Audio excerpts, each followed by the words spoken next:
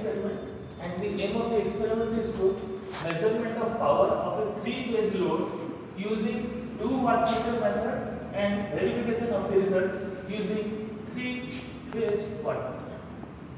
So by using 3-phase wattmeter, we can measure the power consumed by a 3-phase load.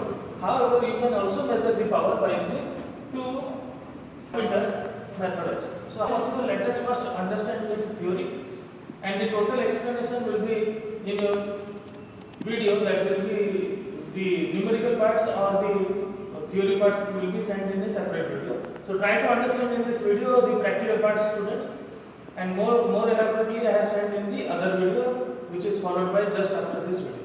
So here we have 2 different methods. In this method I have used 3 wattmeter, namely P1, P2 and P3, because the power consumed by them will be denoted by P1, P2 and P3 respectively.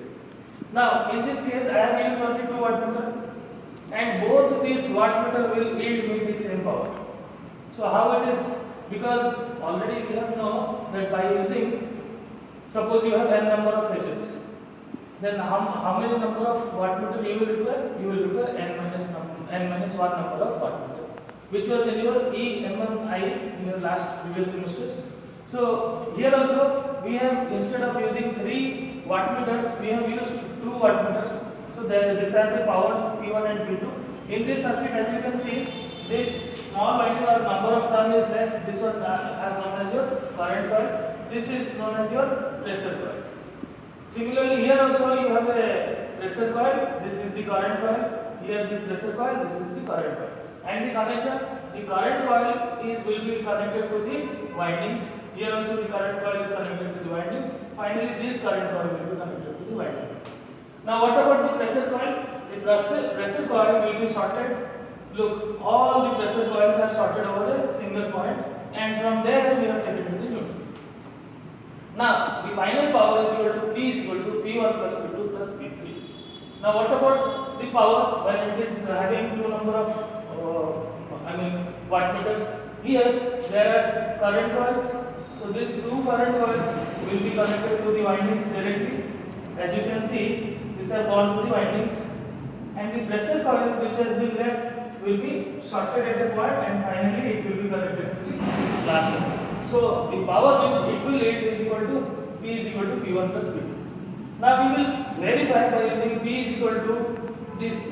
That means power P1 plus P2 plus P3, what it will yield will be exactly equal to P1 plus P2. So let us now perform the experiment.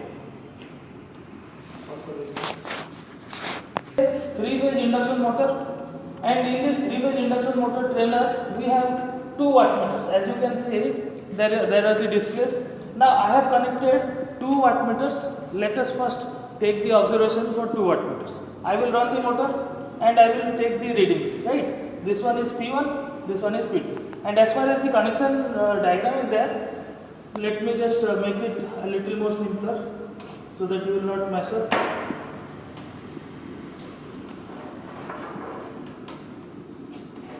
Right, these are the 3 outputs. As you can see, 3-phase output are these 3 wires. I have just switched off this MCB so that there will be no current here. Right, these are due to the single phases only. Now here also the output side is connected to the motor. So here they have been connected to the star terminals. Now I will put the supplies, and this connection was made as in your diagram as I have shown you just a few minutes earlier. Now this R phase will be connected to the current coil, this one, right? The current coil, the second one is carried where? As you can see, directly to the R of the motor.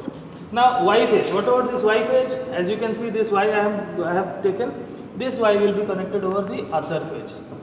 Now this is the wire only which has been directly taken to the output. Finally the B phase. Students, this will be connected to the another current coil. As you can see, this is the current coil. I have connected this into the Y phase. Now this is about your 2 wattmeter method. Let us take the reading. This one as P1, this one as P2. Now the reading comes out to be 209 and P2 is equal to 108. So how much it will come after adding? It will be exactly 318. Right? Now we will verify by using a single 3-phase wattmeter. Now students, I have connected this 3-phase wattmeter and its connection diagram, as you can see the diagram.